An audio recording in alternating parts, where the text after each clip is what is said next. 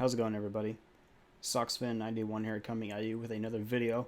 And today we're going to do something a little different, a little off the topic kind of thing, but it's pretty important, I feel, just because of what's been going on the last couple of days, post-election pretty much. This is an article that I received the other day, and I felt like it was a pretty good one, and I read through it, and I actually enjoyed it. I mean, I'm not saying I'm pro-Trump or pro-whoever. It's just something that I read, and I felt like it was important.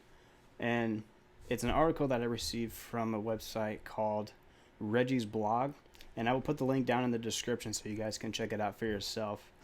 And the title of it is called President Trump. And on the top of the screen, or the top of the article, they have a big picture of him right on top. And it goes along to say basically how we were before Obama showed up, and talks about different things that happened over the last 8 years. And I felt like it would be good just to read it out to you guys. And I'm going to quote this, so it's quoted from the author of this article, and it doesn't give a name, it just has an initial. So I do apologize if this is copyright, but if it isn't, thank God. If it is, I credit you for everything that you wrote in this article. It goes on to say, and I quote, "In 2008, Oprah and Will Smith yelled and screamed and high-fived each other over how amazing the Obama presidency was going to be. But then we had a beer summit. That was odd. Then a $1 trillion stimulus package. That turned into a deficit. Then Tea Party. Then Occupy Wall Street. Then Ferguson, Baltimore, Sandy Hook, San Bernardino, Orlando, Chattanooga, Benghazi, and Dallas. Then came Obamacare, and ISIS rose up in the Middle East. Michael Jackson, Whitney Houston, Prince, David Bowie, Glenn Frey, Merle Haggard, and Steve Jobs all died during the Obama presidency. Peyton Manning retired. American Idol got canceled. Tornadoes still ravaged trailer parks in the Midwest. Hurricanes still chewed up beaches. Several people got eaten by sharks. Brad and Angelina broke up. Kanye West and Kim Kardashian procreated. Smartphones blew up in people's hands. Yet, we had like 600 country music award shows. And Bruce Jenner is now a woman. Some of that you can blame on President Obama, and some of it you can't. It shows that presidents can affect a lot. But life is going to suck sometimes, no matter who the guy in charge. Speaking of the country, it elected a new president last night. Some people are too happy, and some are too sad. The anger and vitriol we all thought and prayed would end once the ballots were cast seems to only be ratcheting up. I suppose it's easy to call for everyone to accept the will of the people when you think your candidate is going to win.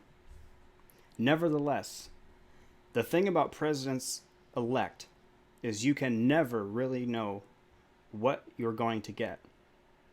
I always chuckle at those press questions in a campaign. What qualifies you to be president? The truth is, nothing qualifies anyone for the job. Maybe being a governor of a big state. Maybe not. Until they take you into that back room and brief you on how bad it really is, you know how you're going to govern. I have no idea what kind of president Mr. Trump will be. We can never know these things. But I always give first-timers the benefit of the doubt. I would have done the same thing for Mrs. Clinton. I definitely did for Mr. Obama. But it's in print somewhere. What I don't believe is that we're about to turn into Nazi Germany.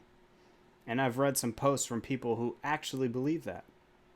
I don't think we're going to roll back into the 1950s in our social order. If Donald Trump is anything, he is immersed a current pop culture as Miley Cyrus. A man who was a regular guest on the Howard Stern show isn't going to be interested in pro-rational rival of any kind. He's not going after the gays or the transgenders. To the contrary. Formerly the aforementioned Bruce asked him where she could use the restroom in his hotel. His answer was, use whichever you feel comfortable in. The point is, we might be projecting some of our own irrational fears onto a man who's definitely flawed, but probably not evil incarnate. The educated among us are reminding us how utterly stupid the country is for voting for this man, while simultaneously wringing their hands, melting down emotionally, and predicting Armageddon. Like, for real? They may be right about it all, but they may be wrong. I am not moving to Canada. I am not going underground. I refuse to sling insults at people who voted one way or another and become curated of a petty, ignorant American. In this country, if you run and get the votes, you get to be president. That's still a good thing, even if you don't like the results.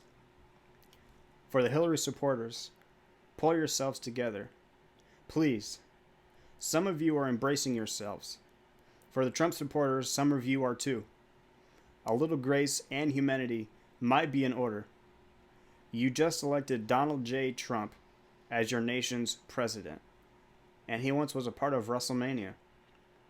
Still, I believe in the ability of people to surprise you, and I, for one, am going to give this man some room to prove that. There are not a lot of choices left. End quote.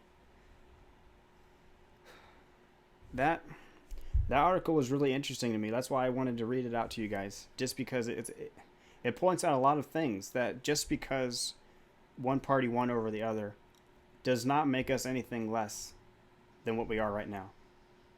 We are always going to be a one nation. No matter what different views we have, no matter what opinions we have, we're always going to be the United States of America, regardless. That's one of the benefits of living in the United States. Is you have a free to have any opinion you want. You have the right to say anything you want. Unfortunately, some people may abuse that, but that is exactly what this country is about. I understand that people are very upset, with how the election came out, and one thing I was talking to my friend after the results of the election came out, and I told him, one good thing that you can be for sure of is that you have your health, you have your friends and your family. I know with how it's playing out, you just don't know who or how it's going to affect somebody. But for sure, the thing is that you still have your health, you still have your family, and you still have your friends. That's the stuff that in most people's minds, it's irreplaceable. But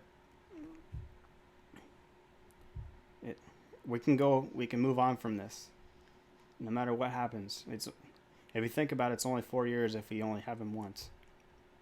But we can also learn from this. We can also learn from this experience of what happened.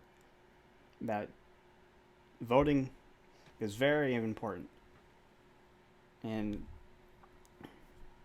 even though the candidate that some people didn't want won, it still means that we can move on, and it may be out of our control, but that's one of the good things about the United States is we have options.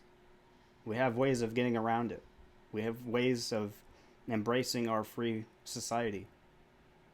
And it may be different for other people, but that's just how it is, And I hope you guys are okay with it, what's been going on. And I know some of you aren't, and I understand that, but I know we can go on from this. We can move on and have a better life. We can take for what we have. We can make the best of what we have, and hopefully it works out. So I hope you guys did enjoy this video. I know it's not exactly what some of you may have wanted, but I feel like I just needed to bring it up, and I hope you guys did enjoy it. Thanks. Have a great day.